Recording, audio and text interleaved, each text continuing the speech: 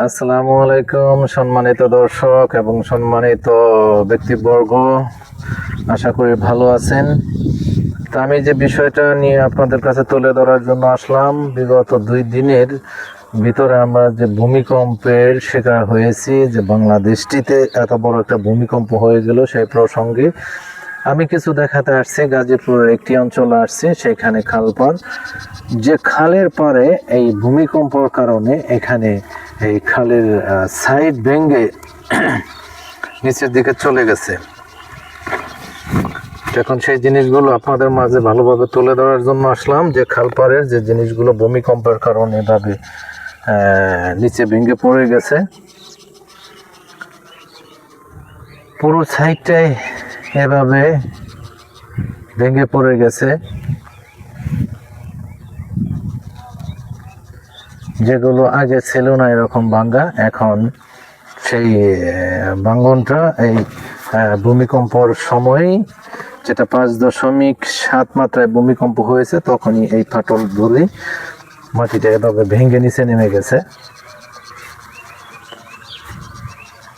পুরোটা এলাকা জুড়ে, যেমন উপর থেকে পড়ছে এবং কি নিচে এই জায়গাগুলো এভাবে পড়ে গেছে।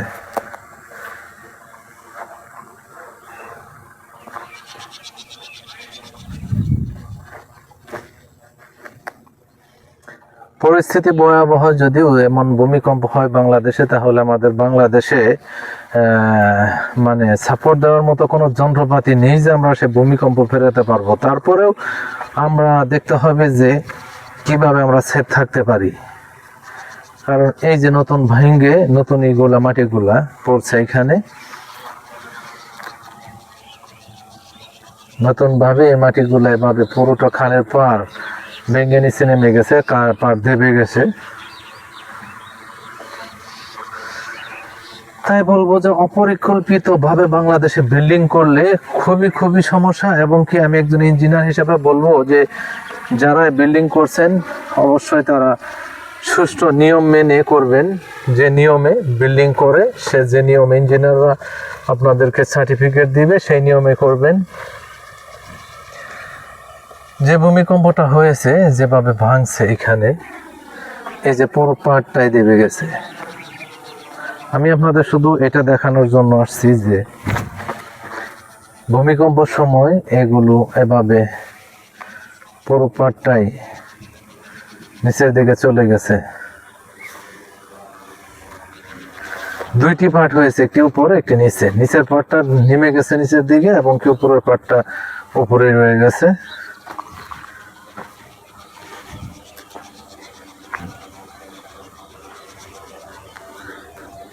সেই সুজলা সফলা দেশে, এত সুন্দর পরিবেশে, হ্যাঁ, আবার ওই পারেও দেখা যাচ্ছে দেবে গেছে।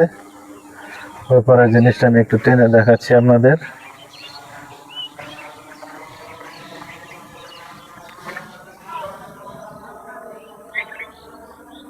দেখেন দর্শকরা, দেখেন যে একদম পানির কাছেও পাটা দেবে গেছে।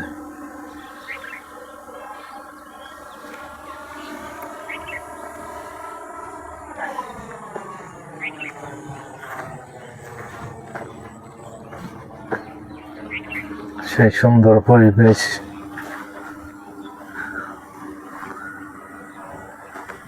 বাংলাদেশ বলতেই সুজলা সুফলা এবং সেই সুন্দর একটি মাতৃভূমি। কিন্তু এইখানে আমরা যে পরিবেশে আছি, এখানে আমাদের সেই দুর্যোগকে টাগান দেওয়া আমাদের ভয়াবহ।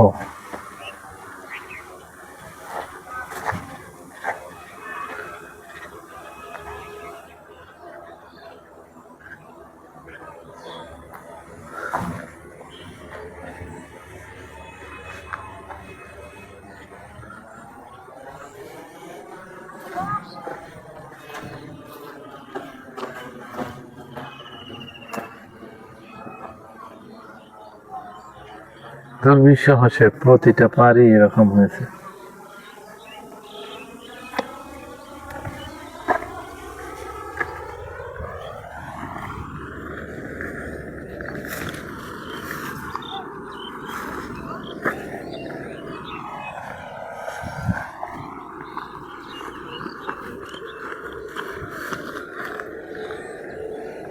সে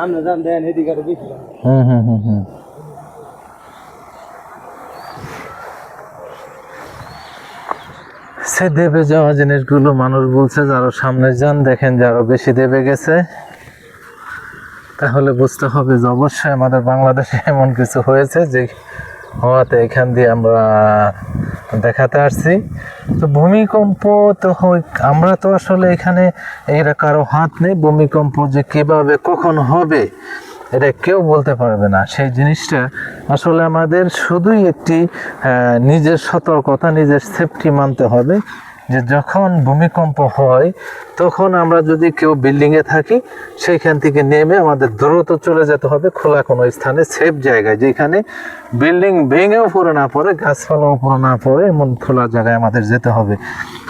তাহলে যে ঘনবসতি যারা দেশের ঘনবসতি এলাকায় আছে তাদের ওই রকম নির্ধারিত স্থান নিতে হবে যেখানে নিজের সেফটি নিজে দিতে পারেন।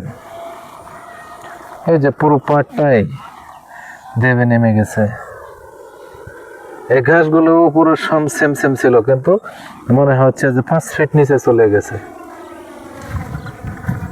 সে ভূমিকম্পর কারণে নদীর ভাঙ্গন, সেই ছোট্ট একটি খাল তারপরে এরকম ভাঙ্গন হয়েছে। তাহলে বুঝতে হবে যে কেমন পরিস্থিতি এখানে হয়েছে এবং কি কেমন ভূমিকম্প আমাদের বাংলাদেশে হয়েছে। এটা গাজীপুরের সেই মুগরখাল এলাকা, মুগরখাল বলে পরিচিত। সেইখান থেকে ভিডিওটি করে দিচ্ছি যে এই মুগরখাল দিয়ে যে পানি যায়, যে পানিটা তোরাক নদে যায়, সেইখানের এই পরিস্থিতি, যে যেভাবে ভাঙ্গন ভেঙেছে সেই জিনিসটাই দেখাচ্ছে আপনাদের। এই যে এখানে আরো বেশি ভাঙছে, লোক বলে গেল।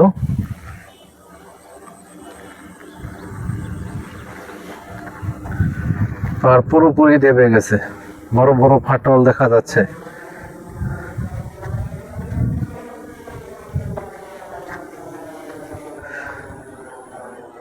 যদিও আমরা ভূমিকম্প নিরোধ করতে পারবো না, ভূমিকম্পকে থামাতে পারবো না, তাহলে আমরা পারবো আমরা নিজেরা নিজের সেফটিতে থাকতে। তাহলে আশা করছি যে সবাই আমরা সেফে থাকবো এবং কি ভালোভাবে নিজের সেফটিটা দেওয়ার চেষ্টা করব এবং কি নর্মাল ফাউন্ডেশনের বিল্ডিং কেউ করবো না। যেগুলো আগের যুগে হয়েছে সেগুলা এখন রেফারিং করতে হবে এবং কি ভেঙে আবার নতুন করে করতে হবে 100%। কেউ চায় না যে আমি বিল্ডিং এর নিচে পড়ে মরে যাব। যদি এমন কেউ চেয়ে থাকে তাহলে সে মরে যেতে বাধ্য, কারণ তার সার্টিফিকেটটা নিজে বেঁচে থাকতেই মরে যাওয়ার সার্টিফিকেট সে নিজের সার্টিফিকেট নিজে অর্জন করছে বা করবে। বুঝতে হবে যে মানে কিভাবে নেমে গেছে পুরাটা পার।